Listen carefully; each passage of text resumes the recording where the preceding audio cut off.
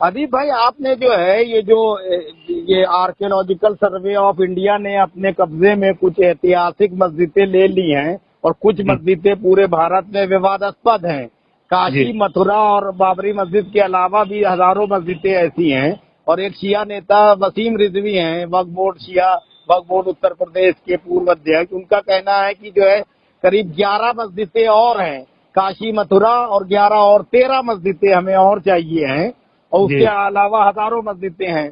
तो आपने भी इस पे भी बहुत काम किया है। तो ये मस्जिदें जो है दिल्ली में भी बहुत हैं ऐसी जिनमें नमाज नहीं होने दी जा रही है या वो कब्जे में है ये आर्कियोलॉजिकल सर्वे ऑफ इंडिया का। ये तो जी हमारी जितनी मस्जिदें थी उसको नेशनल आर्काइव्स के नाम से इन्होंने कब्जा कर लिया है। जी और इसके लिए हम लोग बिल्कुल नाजायज है। जी तो वजह यह है कि जो मस्जिद जो है वो इन्होंने बिल्कुल साजिश के तहत रोका है। जी और जो इसके बाद बाबरी मस्जिद के शहादत के बाद जी एक कानून भी लाया गया था जी कि जो मस्जिदें आजादी के वक्त थी जी वो वैसी कायम रहेंगी। जी उसके बावजूद भी जी ये हुकूमत जो है वो मुख्तलिफ मस्जिदों पे कर रही है। जी और ये जो भी हो रहा है जी ये बिल्कुल गैर कानूनी तौर पे जी किया जा रहा है। और इसके लिए जी हम लोगों को कुछ करना चाहिए। जी अदालतें भी खामोश हैं, जी बड़ी हैरत अंगेज बात है। लेकिन ये का जो मकसद है वो इस मुल्क में मुसलमानों के लिए कोई जगह न रहे, यानी उनकी इबादत गाहें तोड़ी जा रही हैं। और मुश्किल ये है कि जो मौजूदा सियासी लोग हैं जी वो अब अपने मैनिफेस्टो में इस बात का तो ऐलान कर रहे हैं जी कि हम नई वो मंदिर बनाएंगे। जी अखिलेश यादव भी कह रहे हैं कि हम शिव मंदिर भी बनाएंगे जी और फलाना मंदिर भी बनाएंगे। जी और कोई ये कह के नहीं दे रहा कि हम जो मसाजिदें हैं उनको महफूज करेंगे। अदीप साहब, ये कितनी मस्जिदें हैं टोटल जो आप लोगों ने लड़ाई लड़ी थी कानूनी, जो आर्कियोलॉजिकल सर्वे ऑफ इंडिया ने कब्जे में कर ली है, वो कितनी हैं? वो जो इस वक्त सिर्फ जी दिल्ली में कोई 14 मस्जिदें हैं, जी सिर्फ दिल्ली में जी जी जो जबरदस्ती कब्जा किया हुआ है। जी वो कभी सजदे के लिए बनाई गई थी, जी अब वहाँ अय्याशी के अड्डे बने हुए हैं। जी और इसके ऊपर मनमोहन सिंह जी ने जी वादा भी किया था। जी लेकिन अनफॉर्चुनेट ये है कि हम लोगों ने इसका फायदा नहीं उठाया। आदिब साहब, आप खुद राज्यसभा सांसद रहे हैं और बहुत मुखर रहे हैं पार्लियामेंट में भी सभी मुद्दों को लेकर। क्या जी वजह है कि मुस्लिम पर्सनल लॉ बोर्ड, बाबरी मस्जिद एक्शन कमेटी, अरशद मदनी, महमूद मदनी, नदवी साहब, फिरंगी महली साहब और सज्जाद नोमानी साहब, असदुद्दीन ओवैसी और इस वक्त 23 मुस्लिम सांसद होते हुए भी देश की राजधानी दिल्ली में सीजीओ कॉम्प्लेक्स में लाल मस्जिद, उसको भी जो है एकदम बुलडोज कर दिया गया। थोड़ी सी जगह में ही अब वो नमाज पढ़ी जा रही है और सरकार उस पे जमीन पे बिल्डिंग बना रही है सरकारी। तो और जी वक्फ बोर्ड भी खामोश है। तो क्या ये मुसलमानों की गलती नहीं है कि अपनी चीजों की हिफाजत नहीं कर पा रहे हैं और दूसरे लोग लिए जा रहे हैं? सब अलग अलग राजनीतिक पार्टियों में मुखौटा बने बैठे हुए हैं और उस बिल्कुल चीज को जो लड़ाई नहीं लड़ रहे। आप इस पे क्या कहना चाहेंगे? बिल्कुल बिल्कुल ये हमारी कमजोरी है। और जो मुस्लिम तंजीमें हैं जी इनका निकम्मापन है। जी और इसके लिए उन्होंने कोई कोशिश नहीं करी, जी जबकि ये हमारा हक था जी कि हम अपनी मसाजिद को यहाँ कायम करते। जी कानूनी तौर पर हमारा हक है वो। जी लेकिन जैसा आपने कहा कि ये इस वक्त हमने पर्सनल बोर्ड की मीटिंग में ये बात रखी थी जी कि ये मसाजिदें हमें वापस की जाएं। जी और पर्सनल लॉ बोर्ड ने कमेटी बना दी। उसके बाद उस कमेटी का आज तक पता ही नहीं लगा क्या हुआ। जी तो ये बहुत अफसोसनाक पहलू है। जी। और इस पे बहुत संजीदगी से गौर करना चाहिए। अच्छा आदिब भाई, एक सवाल मेरा ये है कि क्या ऐसा नहीं हो सकता, आप जैसे इंटेलेक्चुअल लोग जिनका असर भी है, और सांसद और राज्यसभा सांसद और विभिन्न धार्मिक जो संगठन है मुसलमानों के, ये सब मिल के राष्ट्रपति और प्रधानमंत्री से जो है या सुप्रीम कोर्ट से एक ऐसी व्यवस्था करने को कहें कि राम मंदिर तो चलो मिल गया, मथुरा काशी भी इनको मान लिया दे दिया जाए खुशी खुशी, बाकी की जो हजारों मस्जिदें हैं उस पे अंततः कभी विवाद ना हो, ना कोई रिट हो, ना कोई उस पे जो विवाद करे, जो विवाद करे उसको सीधे जेल भेजने का प्रावधान हो। इस तरह की कोई रिट आप लोग क्यों नहीं हमेशा के लिए इस कंटे को खत्म कर रहे हैं कि आने वाली पीढ़ियों में जो है आपसी सद्भाव बना रहे? इस पे आप लोग पहल क्यों नहीं कर रहे हैं? मेरा सवाल आपसे है। मैं तो ये समझता हूँ कि कोई भी मस्जिद नहीं दी जा सकती। जी। कानून ये बाबरी मस्जिद के बाद नरसिम्हा राव ने कानून पास कराया था। जी। अब कोई मस्जिद के ऊपर कोई कब्जा नहीं कर सकेगा। जी। को इम्प्लीमेंट होना चाहिए। जी। और जब नाजायज है हुकूमत और हमको अदालत का दरवाजा खटखटाना चाहिए। जी। ये जो मुस्लिम तंजीमें हैं, जी। इनको सबको बैठ के एक साथ बैठना चाहिए। लेकिन मसला ये है कि जो जमातें हैं वो अपनी जमात के लिए लड़ती हैं। जी। और मिल्लत के लिए उनकी फिक्र बहुत बाद में आती है। जी। ऐसी शक्ल में बहुत ही अफसोसनाक पहलू है कि अब कोई मस्जिद भी बचने वाली नहीं है। अगर अच्छा, इसी पे एक सवाल और मैं जानना चाहूंगा कि ये मुख्यमंत्री योगी आदित्यनाथ के ऊपर करीब 7 आपराधिक मुकदमे हैं, गंभीर किस्म के भी उसमें 2-3 हैं। उसके बावजूद उन्होंने विधानसभा में, कैबिनेट में बाकायदा अपने मुकदमों को माफी कराकर अपने आप को बरी कर लिया एक तरह से। तो क्या लोकतांत्रिक व्यवस्था में ये चीज सही? कोई भी गुंडा, बदमाश, क्रिमिनल, अपराधी विधायक बन जाए, मंत्री बन जाए और मुख्यमंत्री बन जाए और अपने ही ऊपर मुकदमों को जब वापस कर ले, तो न्यायालय के लोग क्या कर रहे हैं? चीफ जस्टिस ऑफ इंडिया और हाई कोर्ट इलाहाबाद, ये लोगों की क्या जिम्मेदारी है? इन लोगों को इतनी नैतिकता नहीं होनी चाहिए कि जो है उन चीजों को जो है हमेशा से के लिए खत्म किया जा सके? ये बड़ी बदनसीबी की बात है। इसके लिए हम लोगों को तहजीक चलानी चाहिए। लेकिन अफसोस ये है कि हमारी जमातें जो हैं वो बिल्कुल बेहिस हो गई हैं। और ये काम मेरी राय में तो पर्सनल लॉ बोर्ड को ही हाथ में लेना चाहिए जी। और किसी जमात पर मुझे एतबार नहीं है। अच्छा, एक सवाल और, असदुद्दीन ओवैसी बहुत बड़े मुस्लिमों के पैरोकार बनते हैं, बावजूद इसके कि ये यूपी में भी चुनाव मैदान में उतर रहे हैं, तो क्या बैरिस्टर होने के नाते उनको इस चीज का ज्ञान नहीं है कि एक आपराधिक छवि का व्यक्ति जिसपे कई मुकदमे हैं वो मुख्यमंत्री बना हुआ है, वो जड़ को क्यों नहीं खत्म करते? पत्ते क्यों हिला रहे हैं असदुद्दीन ओवैसी? इस पे आप क्या कहेंगे? देखिए, जब हम लोगों ने इसके लिए लड़ाई लड़ी थी और मनमोहन सिंह जी के पास गए थे तो असदुद्दीन उसमें शामिल नहीं थे। जी। मैं यही कहना चाहता हूँ कि असदुद्दीन सियासी आदमी है और उनसे कोई तवक्को ये करना मिल्लत के लिए कोई काम करेंगे मुझसे बड़ा सुबह है। और बदनसीबी मेरे नौजवानों की ये है कि वजह यह है कि ज्यादातर लोगों ने सियासी पार्टियों ने उससे हमारा साथ छोड़ दिया है। हर सियासी पार्टी अपने को हिंदू को बनाने में मसरूफ है। इस वजह से ओवैसी साहब ऐसे लोगों की बात हो रही है। हकीकत ये है कि उन्होंने अपने पूरे लंबे दौर में कभी भी मुसलमानों का इशू जो मिल्लत के साथ होना चाहिए था, कम से कम मैंने उनको नहीं देखा। हम लोगों ने अपने दौर में बहुत से डेलीगेशन मुख्तलिफ जगहों पे ले गए, उसमें असदुद्दीन ओवैसी किसी में भी शामिल नहीं थे। ये हकीकत है, ये पार्लियामेंट के रिकॉर्ड से मिल सकता है। अच्छा सर, एक सवाल यहाँ पे और, आप जो है मुलायम सिंह यादव और अखिलेश यादव के प्रति काफी सॉफ्ट कॉर्नर रखते हैं और आप ये चाहते भी हैं और आपने कई बार कहा भी है कि मुस्लिम वोट जो है ना बटे, इसलिए जो है यूपी में जो है सारे मुसलमानों को चुनाव लड़ने के चक्कर में नहीं पड़ना चाहिए। तो क्या आजकल जिस तरह से अखिलेश यादव टीका लगा के मंदिर मंदिर घूम रहे हैं और बहुत ज्यादा प्रो हिंदू अपने आप को दिखा रहे हैं, ऐसी स्थिति में और असदुद्दीन भी वहां मैदान में हैं, डॉक्टर अय्यूब भी हैं, राजभर भी हैं, चंद्रशेखर रावण भी हैं, मायावती भी हैं, कांग्रेस भी है, बस सब लोग हैं।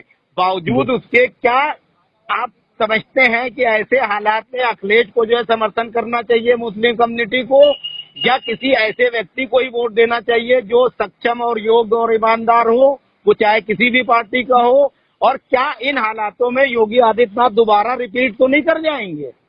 देखिए, आज के तरह जिस तरह से इलेक्शन का माहौल है जी, इसमें यकीनी तौर पे जीतेंगे, क्योंकि 60% जो सेकुलर लोग हैं, जो उस हिंदुस्तान का तस्वुर करते हैं जिसका ख्वाब गांधी ने देखा था जी, और जिसपे हमारे पुराने लीडरों ने अमल किया था, जी, वो 60% बचे हैं।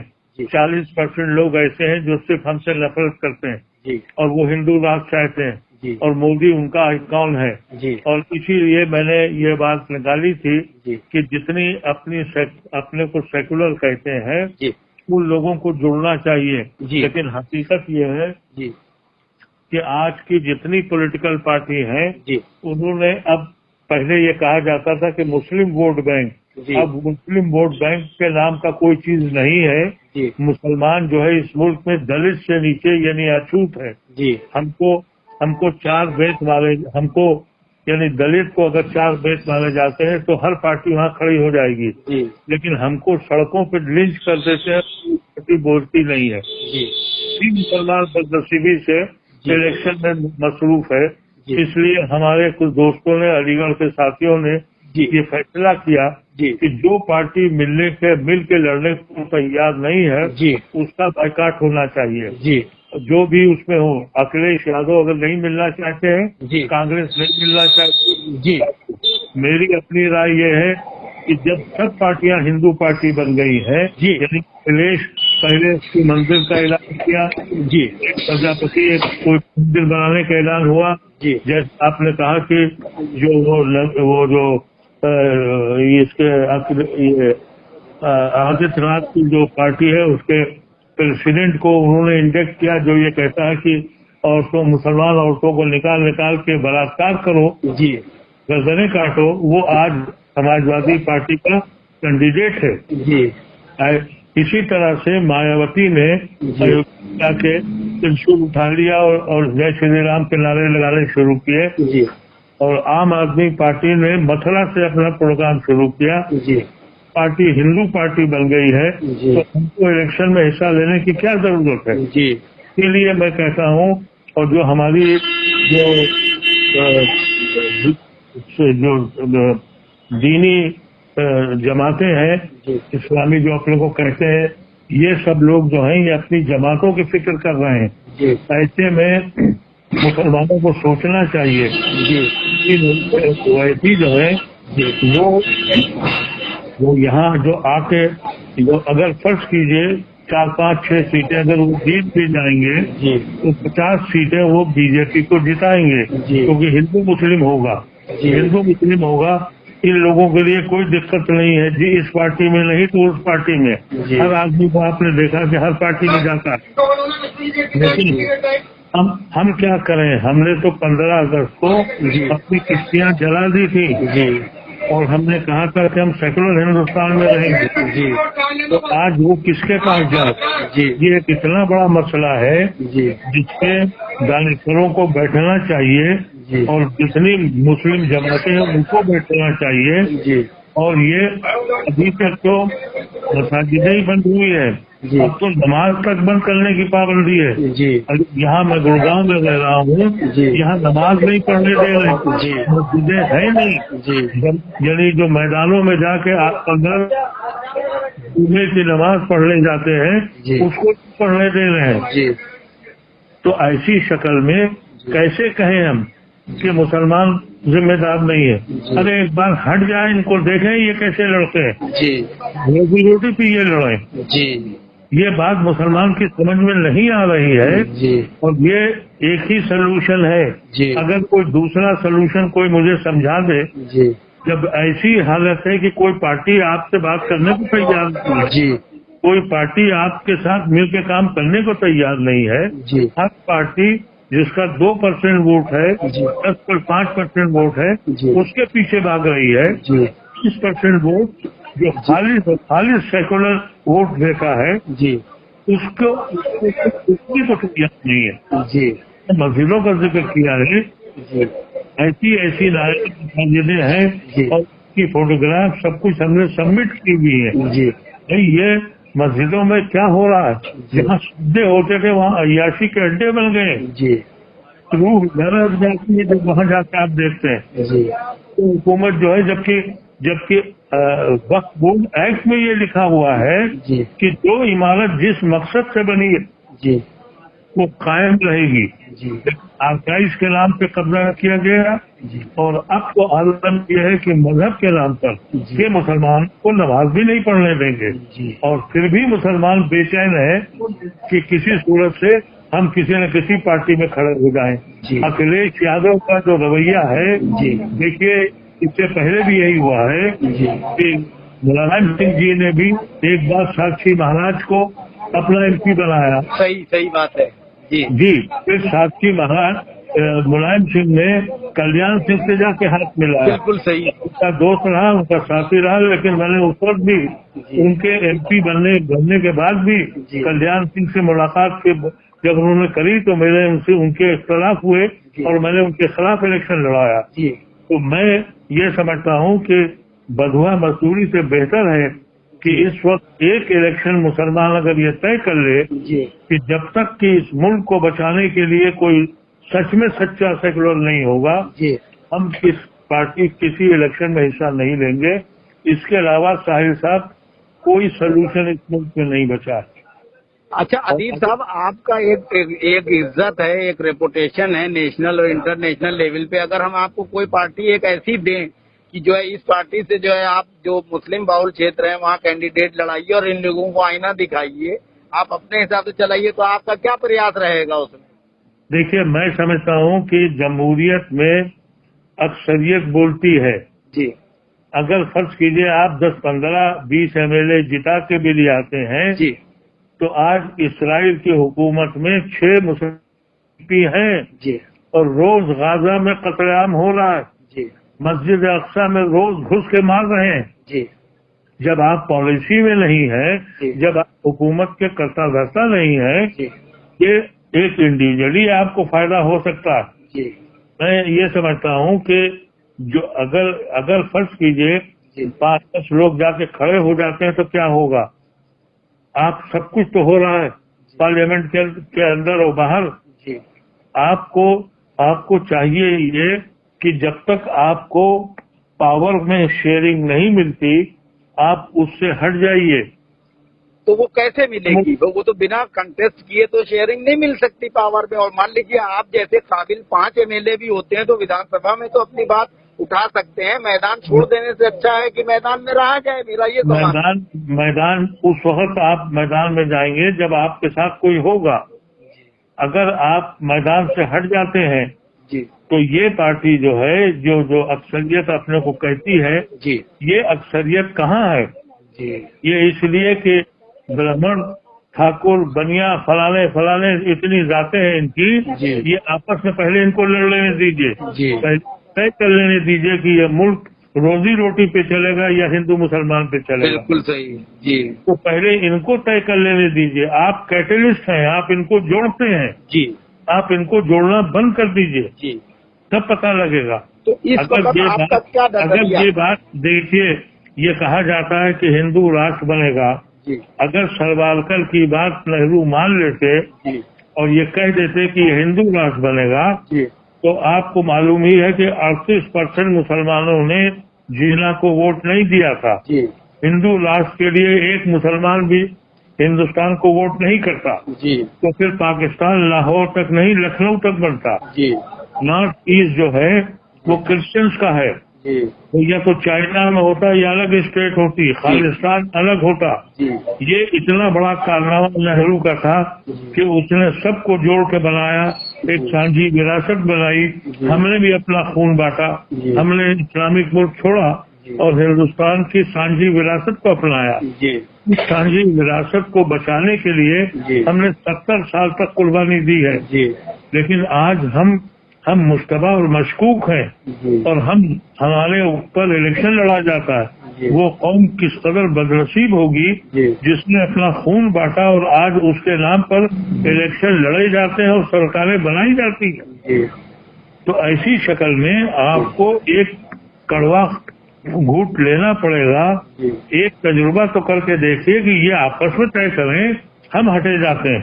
तो ये सब लोग हट जाएंगे, इसके लिए आप अपने स्तर पर क्या प्रयास कर रहे हैं, खासतौर से यूपी को लेके? हम अभी तक हम लोग कोशिश यही कर रहे हैं कि ये लोग मिल के लड़ें, यानी वो 60% वोट जो है उसका बंटवारा न हो। और अगर ये 60% मिल के नहीं लड़ते हैं, अपनी पार्टी को बढ़ाने में मसरूफ है, तो फिर मुसलमानों को ये फैसला करना चाहिए और करना होगा। आज नहीं तो कल आपसे आपके हुकूक डंडे के जोर पे छीन लेंगे, तब आप क्या करेंगे? जी बिल्कुल सही। अगर इंतजार करेंगे कि अभी धीरे धीरे आने दीजिए, तो फिर तो अब तो दाढ़ी को पकड़ के, अब उलमाए कराम को पकड़ के एक बड़ा खतरनाक मामला, देखिए करीम सिद्दीकी साहब को गिरफ्तार किया गया रात 9 बजे। किस मकसद के तहत? जो जाट और मुसलमान के जो इख्तिलाफ हो गया था वो दूर हो गया किसान आंदोलन से। तो इस किसान आंदोलन होने से वेस्टर्न यूपी में बीजेपी को लग इसलिए वहाँ पर मुसलमान उलमाओं को और मुसलमान मजलूम पढ़ने का काम और शिद्दत से होगा। और इसलिए होगा कि कोई दीवाना अगर बोल पड़ा तो पुलिस फायरिंग होगी, हिंदू मुसलमान होगा और इस्लाम हो जाएगा। इसी के ऊपर ओवैसी साहब ऐसे मैं कहता हूँ कि कम अकली के सबूत दिया कि माफी मांगी और जो भी कहा उसके